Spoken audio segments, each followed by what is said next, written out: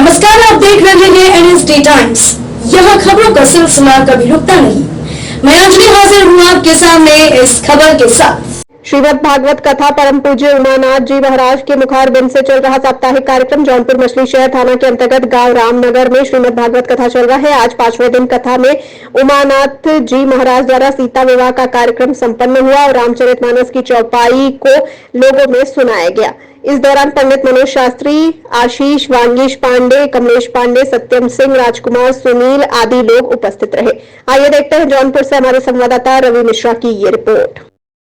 जिनकी रही भावना जैसी मूरत देखी तुम कैसी। हमारे विचार से सिय राम मैं सब जग जानी करहूँ प्रणाम जोर युग पानी। ये हमारा सनातन व्यवस्था है, हमारा सनातन धर्म है और यह निगम वेद की परंपरा को सुचारू रूप से हमारा धर्म है, हमारा दायित्व है कि इस सनातन को हमारी जो वेद परंपरा रही है वो रामचरितमानस हो या श्रीमद् भागवत हो, हमारा आपका कोई अधिकार नहीं है कि उन भगवत स्वरूप ग्रंथों का हम किसी भी प्रकार से अपमान करें और जो इस प्रकार से करेंगे आज नहीं उनको कल दंड मिलेगा। भारत माता की, भारत माता की। क्या जी रामचरितमानस में चौपाई है, ढोल गंवार सूत पसनारी का, अब इस पे लोग टिप्पणी करते हैं। आराम से प्रसाद आरती आप लोग पहुंचाइए। बताए ना, जिनके विचार जैसे हैं, यह मनुष्य की 4 कार्य हैं, धर्म अर्थ काम मोक्ष, और इस कार्य को चलाने के लिए एक शरीर की व्यवस्था दी गई है, एक पालित व्यवस्था दी गई है जिसको सुचारू रूप से चलाने के लिए ब्राह्मण, क्षत्रिय, शूद्र, वैश्य इसका स्वरूप दिया जाता है। और हम अगर मानते हैं तो उन स्वरूप में हमारा कल्याण होता है, नहीं तो तथ्य में जब हम आप विचार करते रहते हैं तो आप चिंतन जिस प्रकार से करते हैं उसी प्रकार से आपका स्वरूप बनता है। इसलिए हमारे विचार से सिय राम मैं सब जग जानी करहूँ प्रणाम जोर जी। प्यासी आपका शुभ नाम?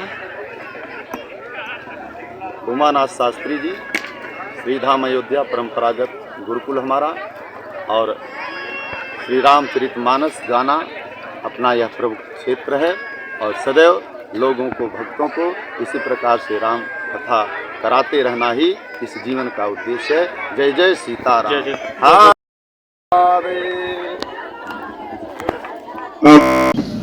मैं जन क्रांति के मन से आप लोगों के सामने उपस्थित हुआ हूँ। ये जन क्रांति को हमने पिछले वर्ष सरस्वती पूजा 5 फरवरी 2022 की को स्थापना की थी।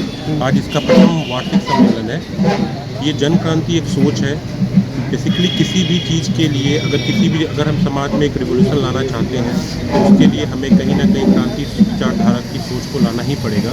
जब जन क्रांति की हमने स्थापना की थी उस समय हमने ये सोचा था कि बिहार आज से 10 साल 15 साल पहले जब हम पढ़ा करते थे उस समय जो बिहार था और वही बिहार आज भी वही बिहार है। बिहार में कुछ भी बदलाव नहीं हुआ है। आज के डेट में हम टेक्निकल ज़माने में आ गए हैं जहाँ पे सारी चीज़ें आजकल टेक्निकल हो चुकी हैं। उसके बावजूद भी बिहार के बच्चे बाहर जाके पढ़ाई करते हैं, उन्हें यहाँ पे बुनियादी शिक्षा तो नहीं मिल पा रही है, तो हम और किसी चीज़ के बारे में बात नहीं कर सकते। हमारी सरकार ने बिहार के हर जिले में अलग अलग तरह के संस्थानों की स्थापना की है, बट उनमें वो बेसिक इंफ्रास्ट्रक्चर्स ही नहीं है कि बच्चे आगे की तरफ प्रोत्साहित हो सके। इस जन क्रांति के पोर्टल से हमने पर्यावरण क्रांति के बारे में बात की है, हमने राजनीतिक क्रांति के बारे में बात की है, हमने सामाजिक क्रांति के बारे में बात। निम्न स्तर से लेकर उच्च स्तर तक के लोगों को हम एक साथ मिलाना चाहते हैं, उनको एक मंच पे लेके आना चाहते हैं। हमारा ये फोकस नहीं है कि किसी अपने साथ लेके चले।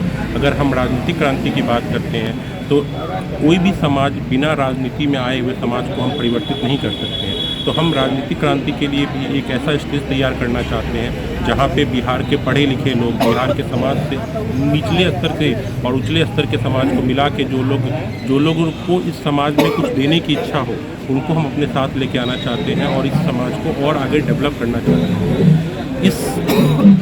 आज के सम्मेलन में कहाँ से लोग आए आपको? आज के सम्मेलन में बिहार के आज के सम्मेलन में मैक्सिमम लोग जो हैं वो बिहार के ही लोग रहने वाले हैं, बट वो बिहार के अलग अलग प्रांतों से आए हुए हैं।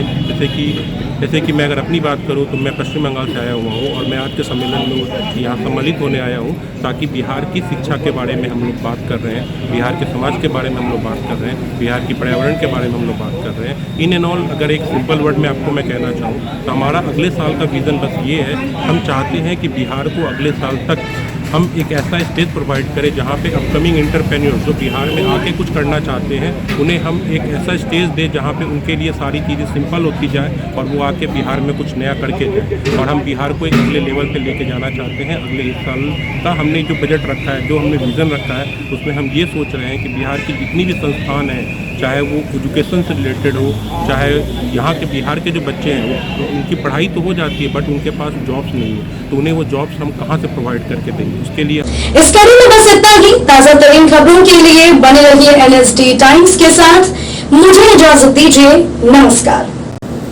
अगर आप ये वीडियो फेसबुक पर देख रहे हैं तो हमारे पेज को फॉलो करें और अगर आप ये वीडियो यूट्यूब पर देख रहे हैं तो हमारे चैनल को सब्सक्राइब करें और आगे आने वाली वीडियोस को देखने के लिए नोटिफिकेशन के आइकन को प्रेस करें।